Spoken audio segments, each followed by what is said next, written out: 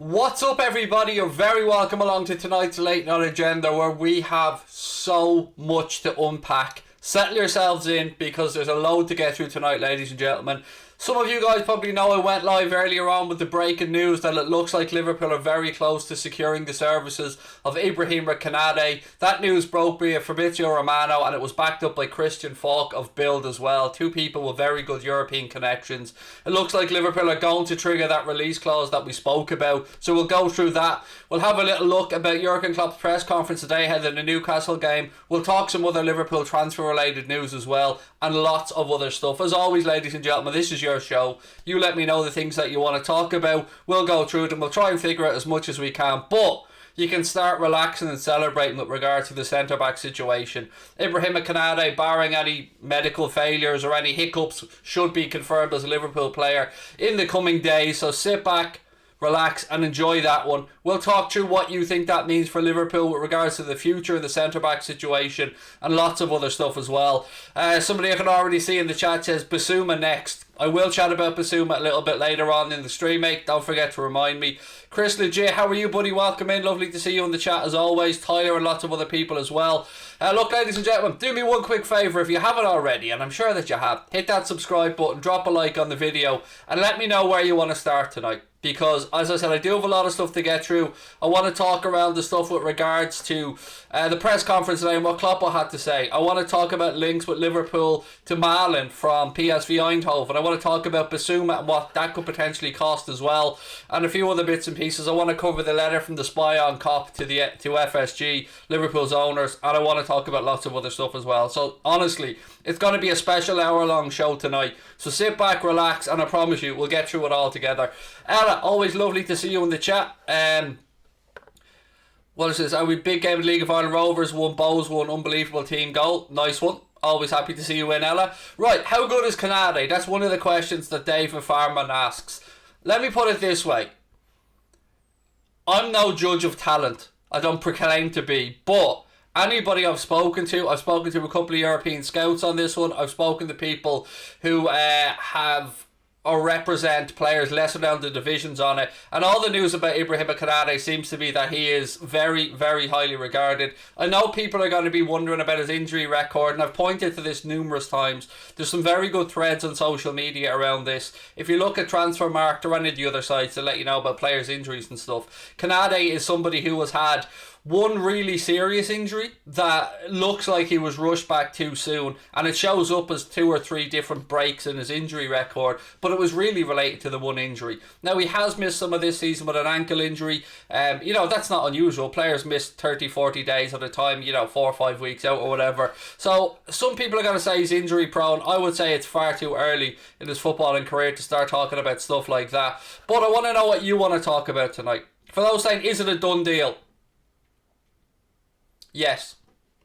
It's not very often I say those words or they go that committal, or become that committed to something, but when you've got Fabrizio Romano, when you've got Christian Falk and other journalists who had already messaged me beforehand, and people who I trust their sources, I messaged a couple of people from other clubs on this one as well, just to see what their reliable sources have said, and again, all signs point to yes, this one is going to be confirmed in the coming days. As has been pointed out by Fabrizio Romano and others, it will be for the full release clause, which seems to be around €35 million. It'll be a 5-year deal, and you don't get to this point, ladies and gentlemen, unless you've agreed terms with the player and stuff as well. So barring some absolute monumental mess up, Konate will be a Liverpool player. Now, what does that mean for the likes of Ozan Kabak, who's already at the club? The honest answer is I'm hearing mixed things. So some people, like Ronan Murphy of Goal, have said Liverpool are still considering or could potentially add Ozan Kabak as well as Konate this summer. And then other people are saying that perhaps Liverpool are undecided yet on Ozan Kabak. So I'm not going to make any commitments in regards to what will happen with Ozan Kabak, because the honest answer is right now, I don't know. And I don't even know if the club have made up their mind yet on this one. We do have until the end of May or June, or end of May, start of June, to make up our mind on Ozan Kabak.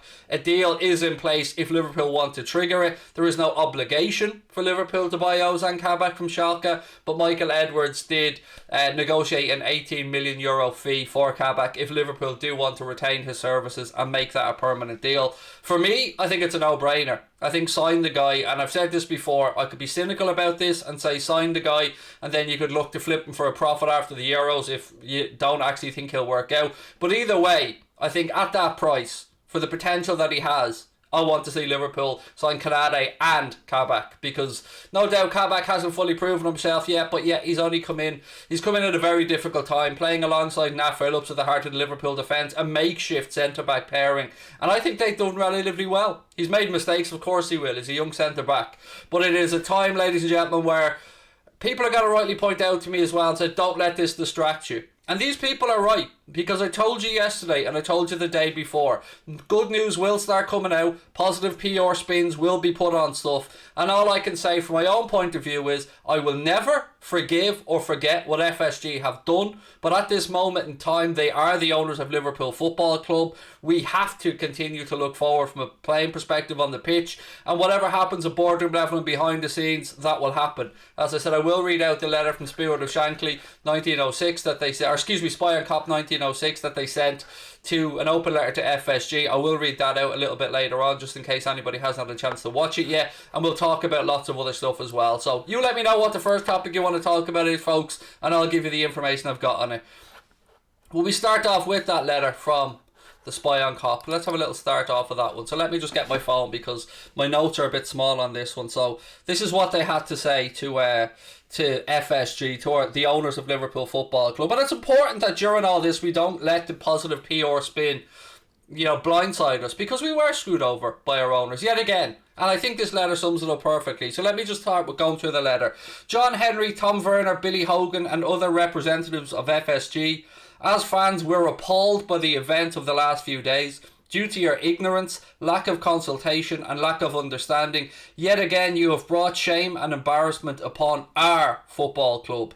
Over the last decade, monumental mistakes have been made by the club's hierarchy due to ill-judged decisions taken without communication with the fans or with disregard for supporters' concerns.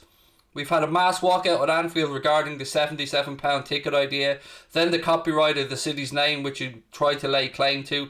We had the furlough scheme debacle in the height of the global pandemic, and now this week you've shown that history is repeating itself with the proposal of the ESL. Over the last few days, the utter contempt you have shown towards the manager, players, staff and supporters is truly disgraceful. Enough is enough. The countless mistakes, the countless apologies, the countless backtracking are damaging the reputation of our club and our city. We don't want any more hollow or patronising apologies. We want changes. We want action, not words. We urge you to get around the table with fan groups. We urge you to listen, and we're calling for representation on the fan representation on the board to prevent further mistakes which bring shame and embarrassment on Liverpool Football Club's universal reputation. We expect a response to this and for fans to be consulted on next steps before the start of the 2021-2022 season. Thanks for listening. Spy on Cop 1906. So there you go, ladies and gentlemen. That's what one of the most powerful Liverpool fan groups have had to say. Spy on Cop, responsible for a lot of good stuff that goes on with Liverpool fans, responsible for helping us to get rid of Hicks and Gillette and many other things. So again, I'll let you guys make your own mind up on it, but just because we're on here and we're talking about a new transfer doesn't mean that any of us in any way, shape or form have forgotten what Mr. John W. Henry has done to the reputation of the club over the last few days. What else we got? No news on Ben Davies. No, I've honestly, my gut feeling on Ben Davies, and it is just a gut feeling because I don't have the answers on Ben Davies, but I've said all along that I feel he was brought in as just to make sure we had absolute cover, and he would have been a free agent at the end of this season, and the rumour was that he was very close to signing for Celtic on a pre-contract agreement that would have seen him join up with Celtic at the end of this season. Now, whether Liverpool have made some agreement with Ben Davies that they won't stand in his way if a club like Celtic or anybody else does want to come in for him, I don't know. I would assume that would be the case, but that's just me assuming. That's just not based in fact whatsoever. So again, don't hold me to that one because that's not something that I'm saying. How many people are in the stream? 420 something at the minute, mate. But that's a bit of an odd question. You can see that yourself if you just look though. Craig, feel free to share this. However, yes, look, good news regarding the young man, Marcelik. You might remember, we told you himself and his father were undergoing a liver transplant. 40% of the father's liver was being given to the young man. You probably remember us mentioning on the chat a lot on the streams.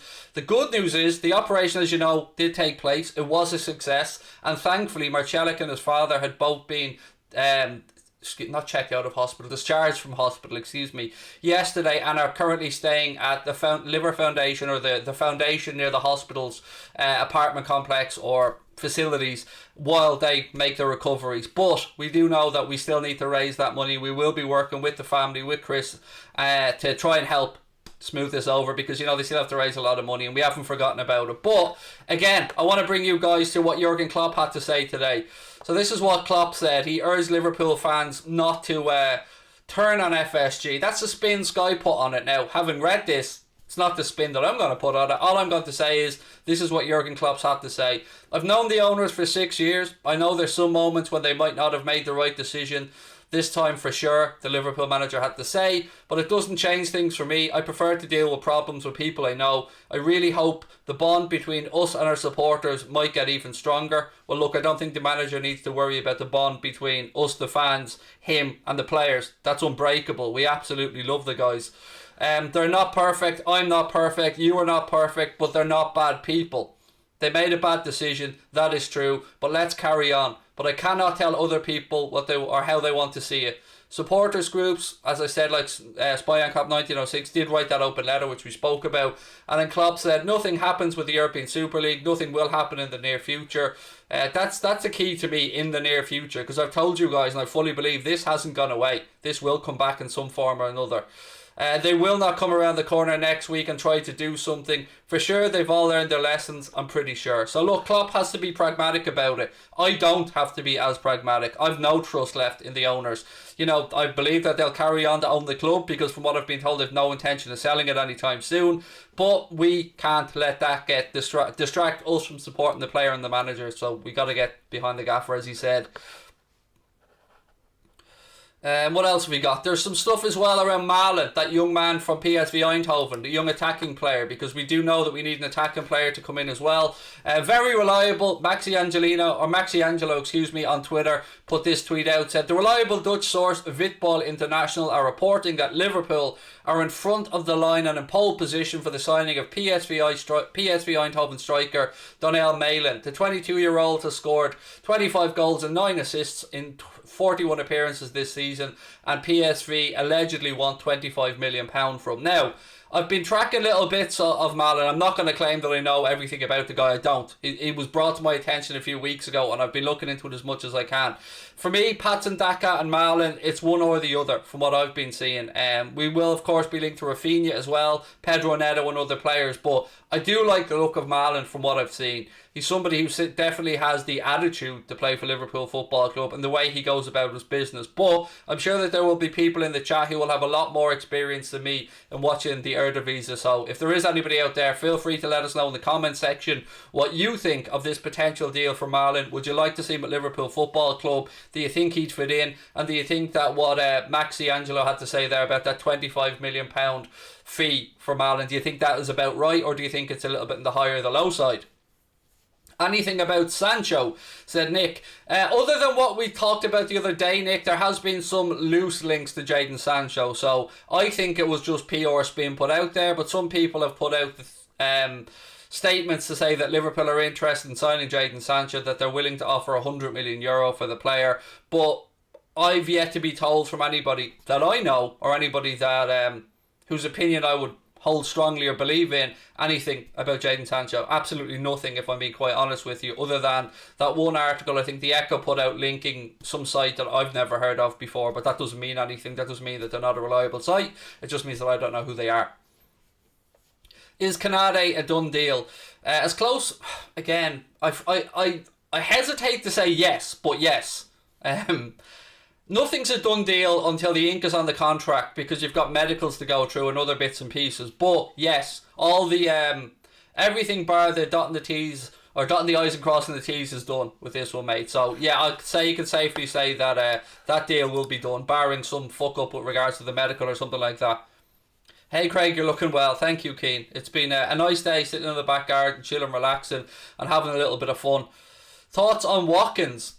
Very good player, but I don't think somebody who Liverpool will be looking to buy. Again, Villa got him from Brentford. He's had a good first season in the Premier League.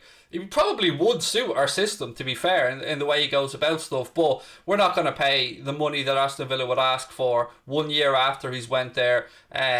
You pay that English tax, you'll pay the Premier League tax, and we'd end up paying over the odds. So I think nothing against Ollie Watkins. I think he's a very good footballer, but if you were going to make that move, then you had to have the balls to make it when Aston Villa made it, when they triggered that deal from Brentford.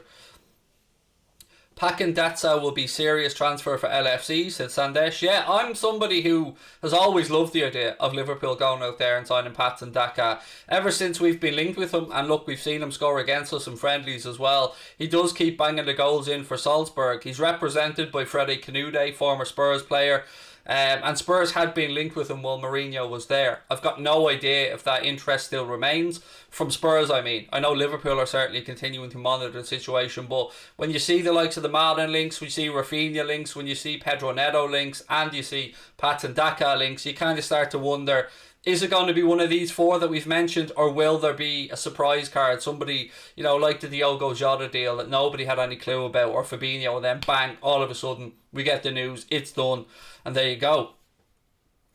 What if Origi had his day? Yes, look, Origi, to me, I've said this before, and I know this for a fact, if the money comes in that Liverpool want for Divock Origi and Shaqiri, they are both free to leave. It's just about the club getting the money that they want, and I've no idea what that money is. There's talk that it could be 12 to 15 million on Origi's perspective, but yeah, for me, I would absolutely sell. I think Divock Origi has no future at Liverpool from what I've been told. Obviously injured at the minute, so unavailable to play, but from what I've seen of him this season, he just doesn't look right. He just doesn't. Malen is good, but will he be another Bergwijn? I don't know, and that's why I asked you guys for your help on this one, because I've not watched much of the Eredivisie. I mean, I certainly know very limited amounts about Malen, but when we're talking about sources and people who put this stuff out there, Maxi Angelo is one of the better Twitter accounts with regards to this stuff, and again, he's quoted a source there is Voetbal International, which I'm gathering is a Dutch football site or something like that. Do you reckon we could get Ivan Toney? Said Robbie. Somebody will take a punt on Ivan Toney, surely. As you said, top scorer in the Championship, came up through the divisions. I've said this to you before. We spoke to Darren McAnthony, the Peterborough chairman, on our channel about lots of different things, Ivan Toney being one of them, and he's sung his praises and said that the guy deserves a chance now. I'm sure somebody will take a chance on him. Will it be Liverpool? Not from what I've been told. Again, unless that's a surprise one that none of us know about, but I've not been told anything to suggest that Ivan Toney is somebody that Liverpool are looking at, or at least I've not even read anything that suggests it. James Rose, 1997, how are you, mate? Said I would take Origi for Newcastle. He was actually linked with Newcastle, mate, last year, which kind of made sense to me as well at the time, so I can understand why you say you take him, mate, because I'm not sure about Divock, because he has all the tools. He's capable, he's got pace, he's got power, he's good in the air. I don't know if it's a confidence thing.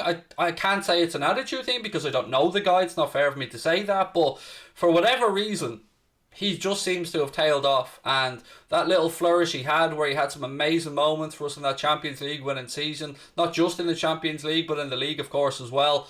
But right now, it doesn't look like he's got much of a future at Liverpool Football Club. Who will replace Wijnaldum? Very interesting on this one. Let me just go through my notes here again. So, we all know the name that's getting bandied around, and I'm going to talk about him a little bit. So, for me, the front runner for what I'm reading, again, I have no absolutes on this one, and please do not think that this is a done deal, because it is not. But the person that's named that keeps coming up is Yves Bissouma. So, if we're looking for somebody to come in and replace Gini, Bissouma is pretty good option for me. Now, there is Gravenberch, and there are other young players as well who Liverpool are looking at, but The Athletic have put out a piece that said that they're told it will take somewhere in the region of £40 million to sign Bissouma this summer. They go on to say that he would make it would take an absolutely unbelievable bid to get Brighton to cash in. And Liverpool have been linked with him in various newspapers, and Manchester United linked with him as well. I could absolutely see Bissouma fitting in at Liverpool. I could see him slipping into the Genie squad position, no problem. I've watched him a lot over this season, Didn't want know too much about him before we'd start being linked with him, but those links have been going back a while now, so I've kind of made it my business to watch. I like the way Potter sets his teams up, I like the way he plays, and I like the way Bissouma makes himself available. Very good at protecting the ball. You can see a hint of genie off him, albeit, no two players are always going to be the same. Top choice for a backup or replacement for Firmino, said Base Face in Space. I don't think Bobby Firmino's going to go anywhere. Now, there were stories linking him to Atletico Madrid. Madrid may lose João Felix this summer, or they may lose Luis Suarez, and there was a report that came out to suggest that Simeone would want to bring Firmino in if he was to lose one of the two. I think €65 million was mentioned somewhere, and they actually had the cheek to say that €65 million was the price that Liverpool wanted for him. I've not been told anything to suggest that Liverpool want to sell him or that that's the price. Philip Hunt said, sell Oxlade-Chamberlain, Keita, Shaqiri and Origi. I don't disagree with any of those, to be honest, mate. Buy Kabak, Konate, Bissouma and another midfielder and Sancho. Hope you're well, Craig. Big summer signings needed. And we do need summer signings. And again, for anybody watching, just because we're sitting here talking about signings and we're talking about the future of the club and we're talking about Klopp and the players, don't for 1 minute think any of us have forgotten what FSG have done. So again, I don't want to tell people how to feel because we all view this situation differently. I've been speaking to friends of mine who are in America that feel like Stan Kroenke, that feel like FSG and that feel like the Glazers are being unduly criticised. My opinion on this is they are absolutely not being unduly criticised. I think that they were very much instigators of this, and I don't believe any of the nonsense that's been spun from the media sources from any of these clubs with regards to it. You can see why it would appeal to American owners, because American owners are used to a different model with the clubs that they own in America. The system there is completely different. There is no relegation and promotion and lots of other stuff. So I don't think it's an anti-American thing. I think it's just a cultural difference with regards to how we perceive our teams to be. We see ourselves as almost being owners of football clubs in some way, and that the owners that are there are more custodians. Whereas I think maybe in America, and again, I can't speak for everybody, that maybe they see themselves more as customers who go to be entertained. I don't know. I can't speak for it, but I have noticed in my own trips to America, my own attendance of sporting events in America, that there is a bit of a cultural difference. But sure, why wouldn't there be? We were all brought up around different ways. America's system is more based around high school and collegiate stuff. They then go through and play in the NFL or the NBA or whatever it might be if you get drafted, whereas in the UK and in Europe, it's a little bit different around football. You get spotted at your local club, you go to an academy of excellence, yada yada, you all know. Keegan, family as well, thank you. Ladies and gentlemen, please do take 1 second, hit that subscribe button, drop a like on the video. We're really close to that ticking over to 101k, and I know that sounds weird, but for me that just gives me a bit of breathing room on this one. So let's have a little chat around the Super League, shall we? And I'll come to all your questions a little bit later on in the stream. I just want to get a couple of things out of the way on this one, because there's some stuff coming up about the Super League, and particularly the costs of the English clubs leaving the Super League. I've seen loads of stuff, ladies and gentlemen, and I've read varying costs on this one, on what it will cost Liverpool and the other Premier League clubs to have dropped out of this Super League. The numbers mentioned range anywhere from around £8 million all the way up to about 300 million. And on top of this, there's a very interesting article, on the One Football app that reads as follows. Now, I love me a bit of Der Spiegel, ladies and gentlemen. I've loved me a bit of Der Spiegel right back since they broke that story around Manchester City and those leaked emails.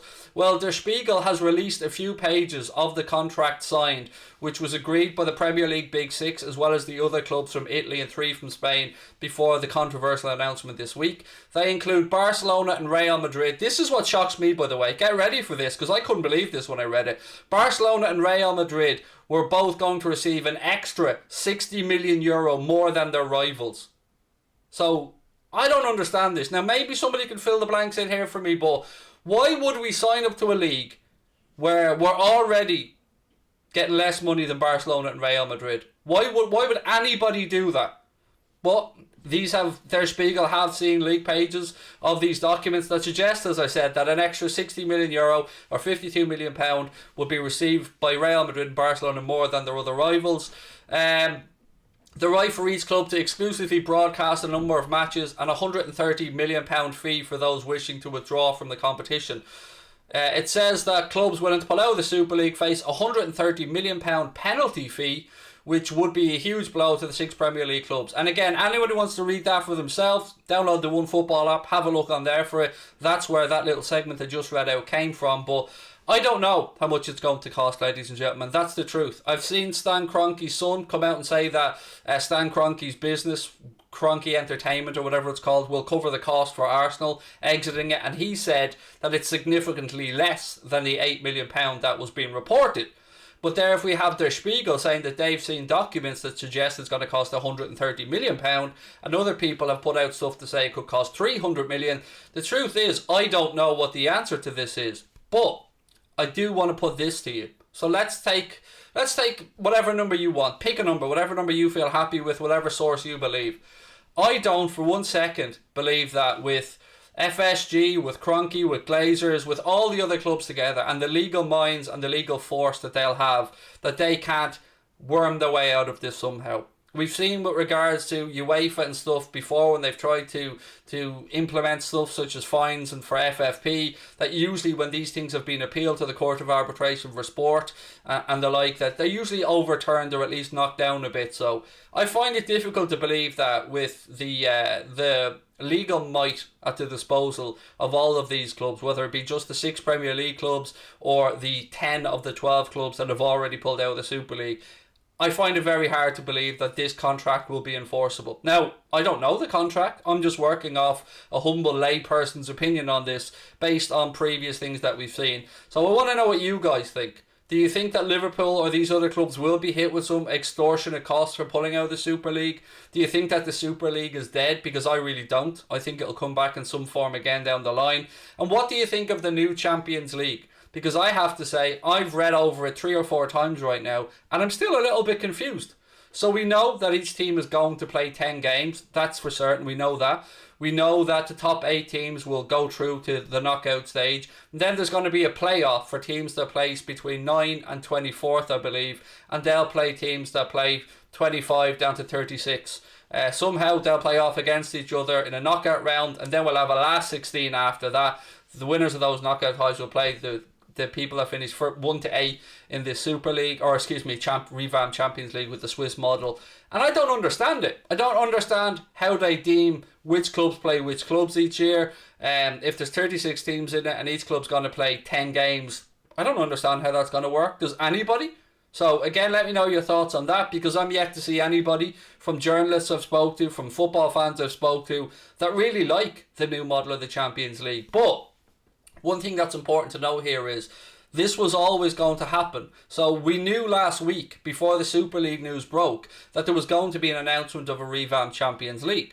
And a lot of this was to, I want to say humour, but to placate those big clubs, to stop them forming this breakaway Super League. So UEFA had thought that this was going to be enough. They thought that this would have killed off the idea of the Super League, but we do know that Florentino Perez and others were working behind the scenes, and hence the announcement very late on Sunday around the formation of that Super League that has since pretty much come and gone. So I want to know what you think about it, because to me, when you've got stuff in this new Champions League that almost protects the big clubs anyway. So if you look at some of the awarding of places, if Liverpool were to finish 6th or 7th, they could still qualify for the Champions League, or other clubs based on their Champions League or the UEFA coefficient. It seems like, again, pandering to the big boys, and I hope that with what's gone on over the last week, that we get to a point where we look to really redress the balance in football, and we look to really close the gap between the haves and have-nots. Because I think as people, we're not only annoyed by the haves and have-nots in football, I think we're getting a bit pissed off more and more by the haves and have-nots in the world. So during this global pandemic, a lot of people have been on their knees financially, but certain other people have gained an awful lot of money during this pandemic. And I think it is time that we have a serious conversation around the restructuring of football, particularly from an English perspective. Will it get to a case where the government or the authorities can perhaps come in and look to cite the German model of the 50+1 rule? It's been floated, but I don't know how it could be enforced. So maybe somebody could give me some input on that as well. Right, let's get to your comments now, ladies and gentlemen. Hey Craig, do I play ping pong? Am I good? I love to play it, but no, I'm not very good, mate. No, but that's a very odd question, Jens. But thank you, mate, and thank you for the super chat. Buendia has similar playing style as Firmino, said Sandesh. Yeah, the thing about Buendia is, mate, I actually genuinely thought that he would have gone last summer. We'd seen a few links to him moving from Norwich to clubs in Spain as an example. But with Norwich coming back up, I don't think they'll look to move on Buendia or Todd Cantwell or the likes of. But, you know, I was surprised that they did go down through the divisions. Well, one division with Norwich, albeit they have come straight back up. What have we got? Rurksy said, so 130 million times 6 for pulling out of the Super League and it all goes to Madrid. See, it's a good point, mate. And therein lies the master villain in Florentino Perez here. Because, yeah, where does that money go? If it is enforceable, and I don't know if it is, and I don't know how much it is, but where does that money go? I don't know. I don't know who it goes to, but I'm not at all surprised that they tried to pull this stunt because, as I said to you before, Barcelona, Real Madrid, AC Milan, Inter Milan and Juventus are all in a whole load of trouble with regards to football finances right now. So for Florentino Perez, as per my interview with Graham Hunter, which is up on the channel if you haven't had a chance to watch it, Graham Hunter is one of the leading voices and journalists of Spanish football. He said that Florentino Perez's plan was to use this Super League money not just to offset some of the cost of the Santiago Bernabeu, which is being renovated right now, but to mainly go out there and sign Haaland and Mbappe this summer. That was his plans for Real Madrid. And we know that Juan Laporta, the new Barcelona president, has come in, and Barcelona are up shit creek financially as well. What's going to happen with Messi? Can they afford to bring in the players they want to bring in this summer? They've been linked to a lot of free transfers like Gini Wijnaldum, like Memphis Depay and a few others as well. So it's crazy.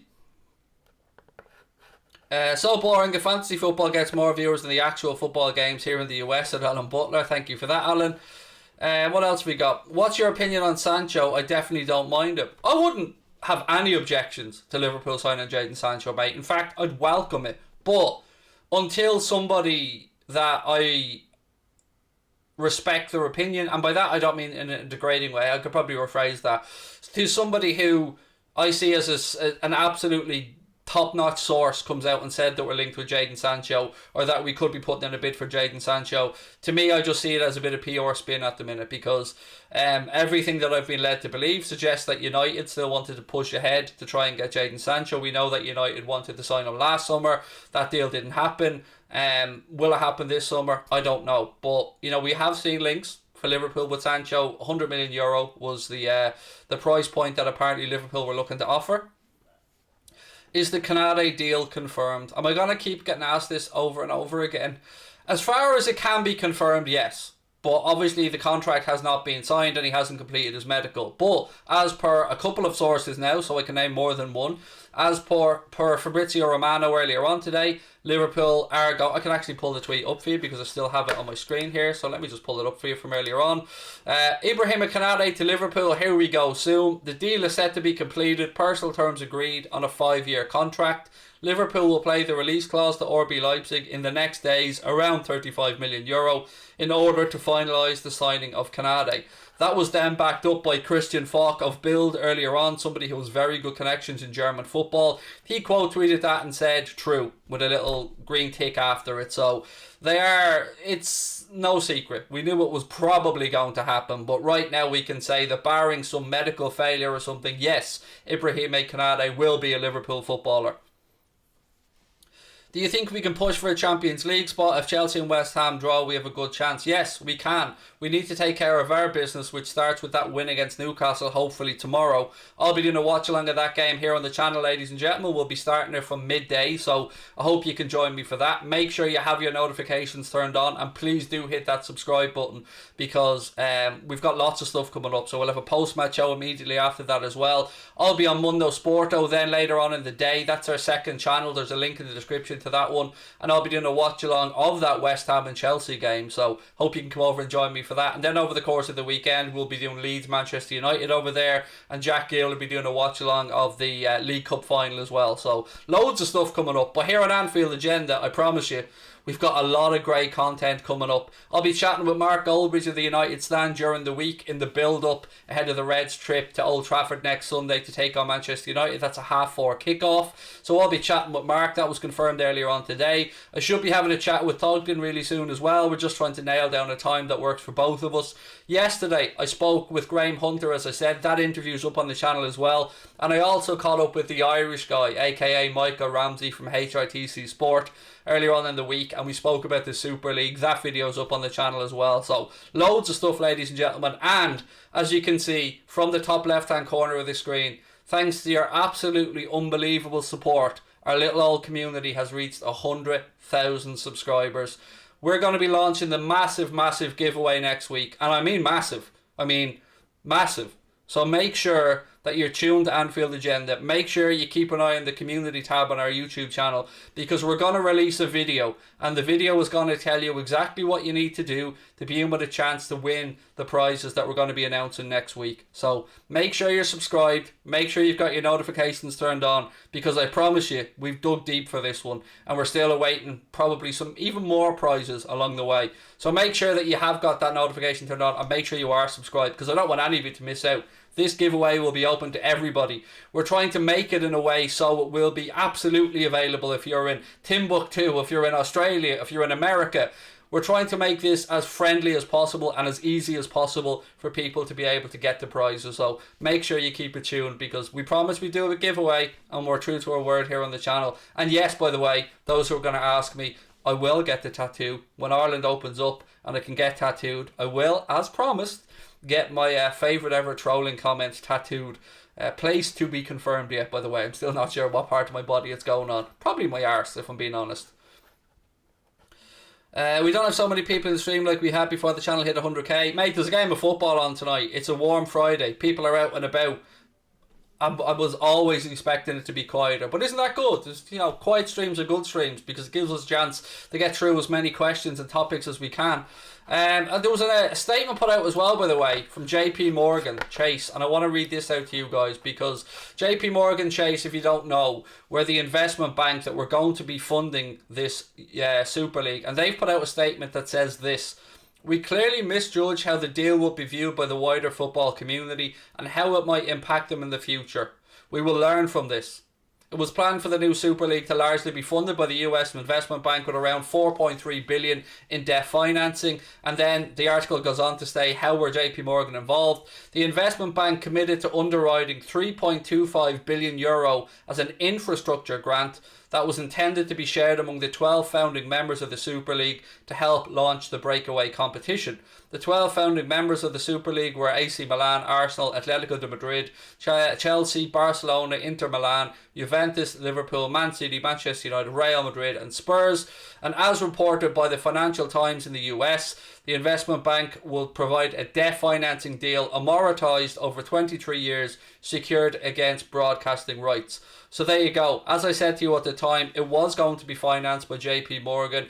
And if you're somebody who banks with JP Morgan, or you're somebody who has investments with JP Morgan, and you're pissed off over this whole thing, then as I've said to you at the time, vote with your wallet. That's the only thing that these people understand. Vote with your wallet, remove your money, change it to another bank, do whatever you feel like you need to do. But if you are annoyed about it, that's the way to get their attention, ladies and gentlemen. Let your wife pick the place for your tattoo. Could do, but she'd probably go somewhere like I would, mate, on my arse, to be fair. People saying, has Sancho come? No, he hasn't come, mate. But there has been links suggesting that we are... there's been links suggesting that we're interested in Sancho. No, I can't confirm those. As I said to you at the time, I can't confirm how true they are or they aren't. Someone says, what's going on? Whatever you want to ask, mate, put it in. I've gone through all of my news, folks. I'm going to spend the last 20 minutes of tonight's stream answering any questions that you have. We are looking at a potential penalty for Arsenal here, by the way, in the game against Everton. So they're just looking now to see if Pepe was offside. And I'm not sure if it was or wasn't. But they're waiting for this ahead of a potential penalty for Arsenal in that game. That game is going on right now as we're watching. John Moss. Offside, no penalty. No penalty. Just to confirm, no penalty. Pepe was just about offside. It's been given as an offside. So it still remains Arsenal 0, Everton 0 after 53 minutes. That game is live right now as we watch. Again, please do take a second, hit that subscribe button, folks, and drop a like on the video. And again, don't forget, massive giveaway. I mean, Mr. Connor Crosby was nearly crying when we spoke about the giveaway, put it that way. Possibility on the Malen transfer. My honest answer is I don't have a definite on the Malen transfer for you. I can report that as per what I did earlier on, that there has been suggestions that Liverpool are interested in him, and what was the gentleman's account? Maxi Angelino, wasn't it, on Twitter, said that so Maxi Angelino tweeted earlier on to say, a reliable Dutch source, Voetbal International, are reporting that Liverpool are in front of the line and in pole position for the signing of PSV striker Donyell Malen. The 23-year-old has registered 25 goals and 9 assists in 41 appearances this season, and it goes on to say that PSV allegedly want around £25 million. And I don't know how true that is or how true that isn't, ladies and gents. Yeah, no, it's 101k drop back down again. So again, folks, that's why I keep asking you, please do hit that subscribe button and drop a like on the video, because that 101k looks so much better to me. Bamford, no links with Bamford. Absolutely none that I've seen anyway. Bobby out? In what way, Chris? I don't understand what the question is. He's not out of the game if you're talking about injuries. He's perfectly fit and ready to go. I did put up the video earlier on today, by the way, with my predicted starting 11 and score prediction ahead of the Newcastle game tomorrow. So that's up on the channel if you haven't had a chance to watch it yet. Also, it includes my chat with Leon from Boyle Sports, where we speak about, obviously, the game from a betting perspective, but we also have a little look at his perspective on the European Super League as well. For everybody who's coming in and saying, have we definitely signed Konate? I'll repeat it once more, because I'm well aware that people are coming in and out and people are dropping in at different times. So I'll pull the tweet up on screen again for anybody who's in late. This is how it started breaking today. Now, I've been asked for days on end about this, and I was told it was happening, but I couldn't say it categorically because I needed a big journalist to come out with it first, because I'm not an ITK and I'm not somebody who tries to break news. I just try to follow up on that as soon as I can. Our Discord group, they get told things ahead of time, so if you do want to become an official member of Anfield Agenda FC, there is a link at the top of the chat right now. That membership is $4.99 a month. What you get for that is you get access to our Discord group, which is for members only, where I'm in there pretty much 24 hours a day, available to answer any of your questions, along with our other members as well. You get the Anfield Agenda badge beside your name. That badge changes in colour the longer you're with us. You get all the emojis that we use on the watch-alongs and stuff as well, like the C Senor emoji, the Van Dijk emoji, the Salah emoji, the Klopp one, loads of others as well, and lots of other bits and pieces. It is $4.99 a month, same as most other channels. The link's at the top of the chat. Right, let's have a look at this tweet here. So this is how it all came around today. This is why I recorded the video really quickly and earlier on today.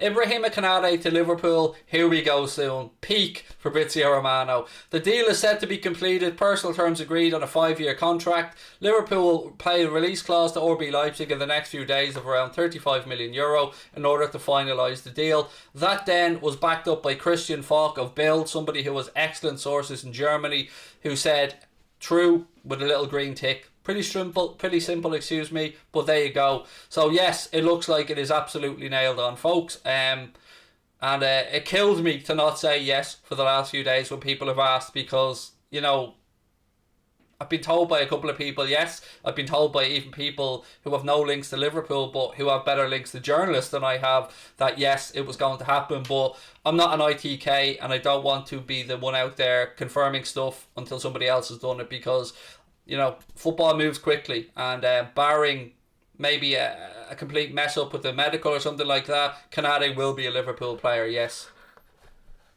Cohen Bills, lots of love to you as well, mate. Lovely to see you in. Ibrahimovic did sign a new deal with AC Milan last night on the exact same terms that he signed for this season with them, which will see him through to the end of next season. Craig, if Gini leaves, couldn't Trent move to midfield? He could do, but then who goes into right back, mate? You're in a position then where you're looking to bring in another right back. Again, Gini looks like he's going to move. I mean, it's Inter Milan or Barcelona, probably Barcelona. So yeah, I would expect Gini to leave. The contract offer hasn't changed for Gini. The offer's been on the table, the same one the club put to him a long time ago. He's perfectly within his rights to leave for free at the end of the season. And no matter what Gini Wijnaldum does, for me, he will leave as a legend. And, well, I say legend, that's probably a little bit when we're talking about our football club, like, they're legends are legends, but he will leave as a great, let's put it that way, and somebody who will always be thankful for having at the club, and I wish him and his family the best with the rest of his career and the rest of their life, because he's a class act. Do you think we should get rid of Bobby, especially with the links to Malen? No, I think we should get rid of Origi and bring in another player.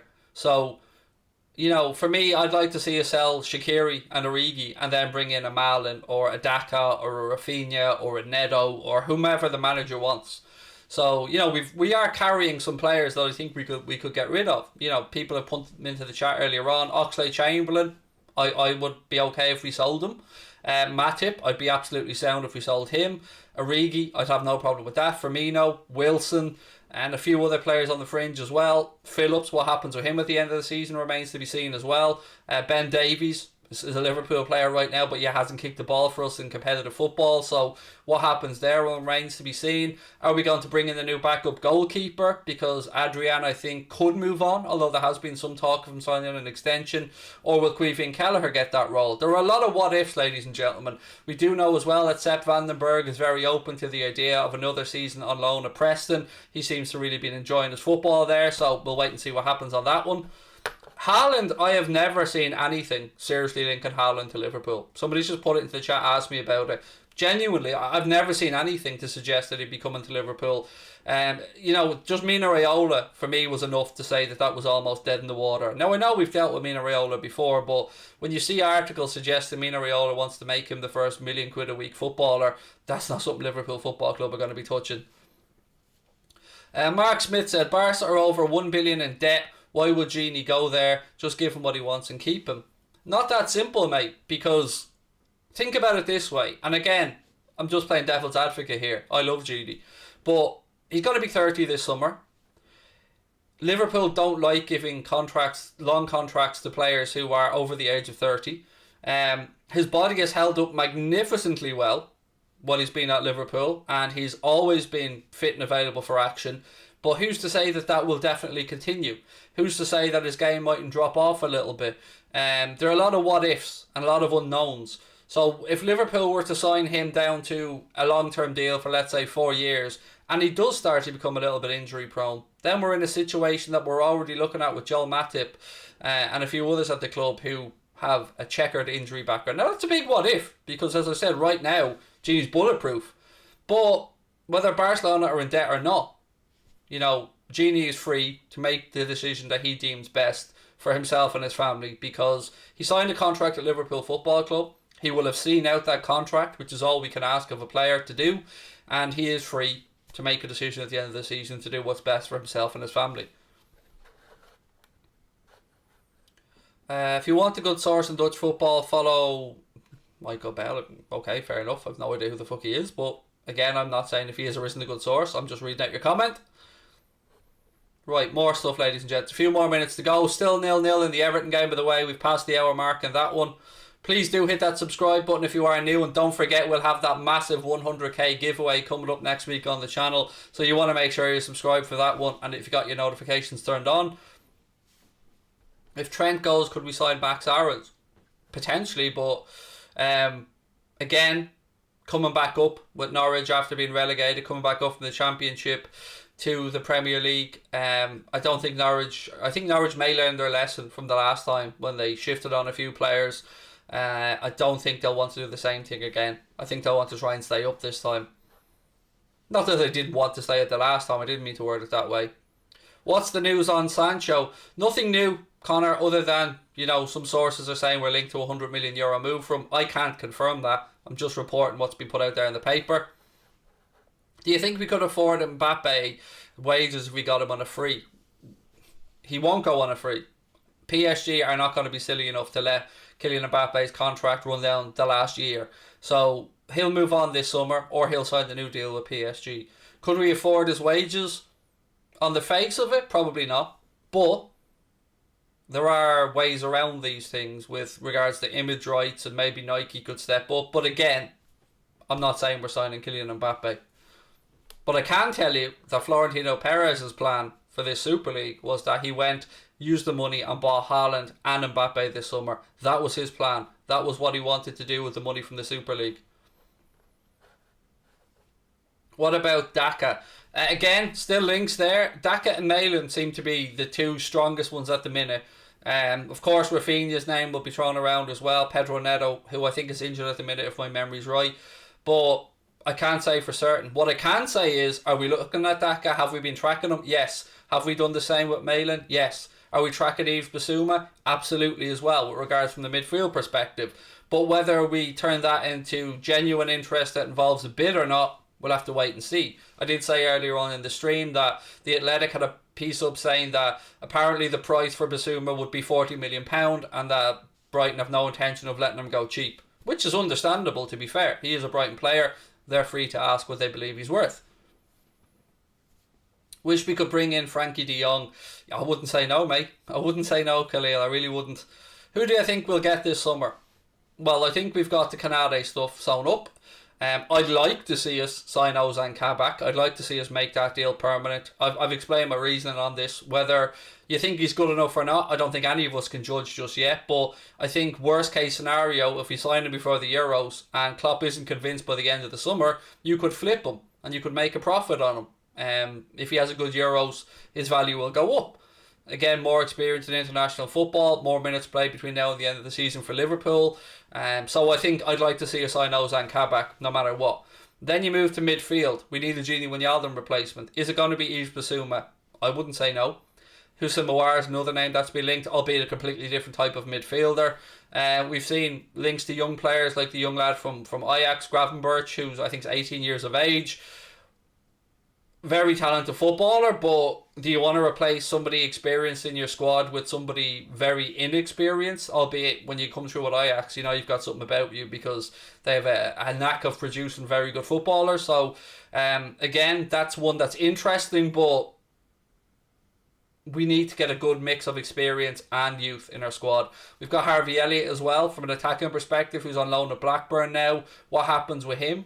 I don't know. I've got a feeling that Klopp will give him the summer to prove himself, to see how he's got on, and then just chat with the lad and see what his options are.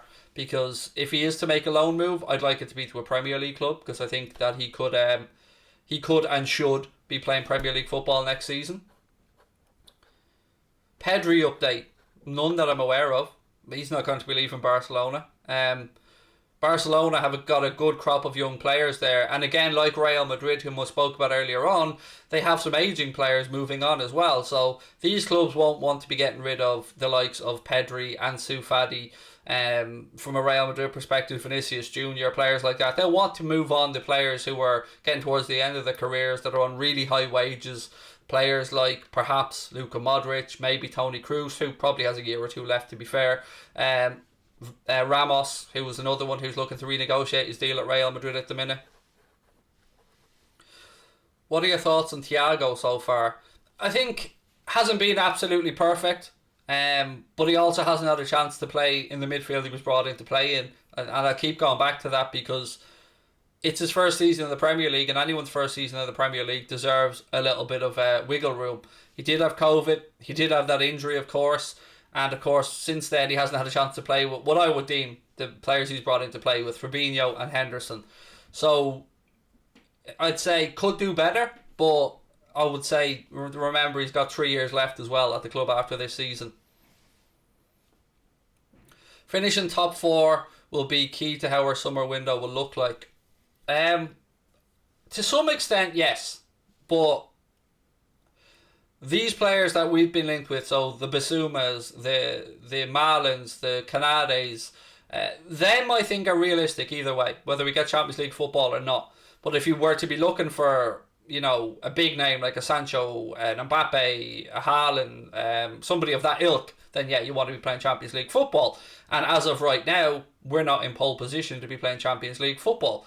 I'll be an interested observer of the West Ham Chelsea game, which I'll be covering on Mundo Sporto tomorrow afternoon. Well, 5:30 tomorrow, after our game, of course, which I'll be able to watch along of here on the channel from midday. Still 0-0, by the way, in the Arsenal game as things stand.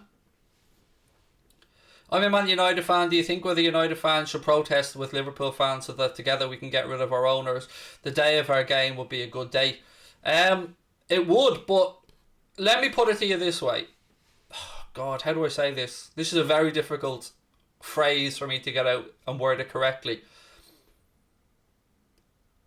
I don't put FSG in the same bracket as the Glazers. Now hear me out.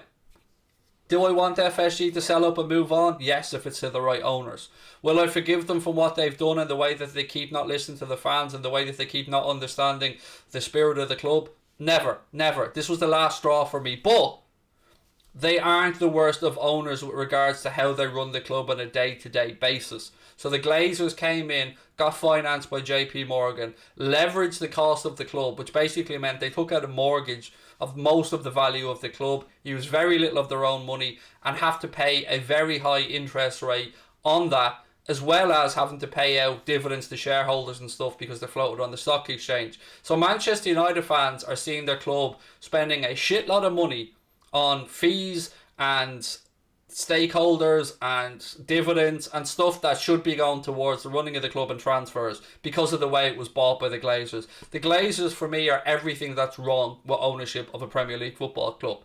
So Stan Kroenke, I'm not really knowledgeable enough to speak of from an Arsenal perspective, but our owners have come in and they have improved the stand. They're going to improve the other one. They've given us a training facility, they've given us Klopp, they've won us a Premier League, they've won us a Champions League, yada yada yada, all good stuff. But we can't forget about the fuck-ups, because the fuck-ups have been monumental. So they've increased the ticket, or tried to increase the ticket price to £77, which rightly seen fans walk out and protest. They've tried to trademark Liverpool from a footballing perspective, which is completely unacceptable. They have tried this Super League stunt once before in 2016, and they said lesson learned. Then there was Project Big Picture. Then there was the furloughing of staff, and that's just off the top of my head before the Super League stuff. So, am I pissed off at our owners? Yes. Will I forgive them? No. But I don't lump them into the same group as the Glazers with regards to how they have handled the football club since they've been here. I hope that makes sense, because I'm by no way making excuses for FSG. But it is different in that they'll see their profit at the end, whereas the Glazers are just milking and creaming money off Manchester United. Whereas I think Liverpool fans had always assumed that when FSG came in, that the way they had been running the club, it was fairly self-sustaining.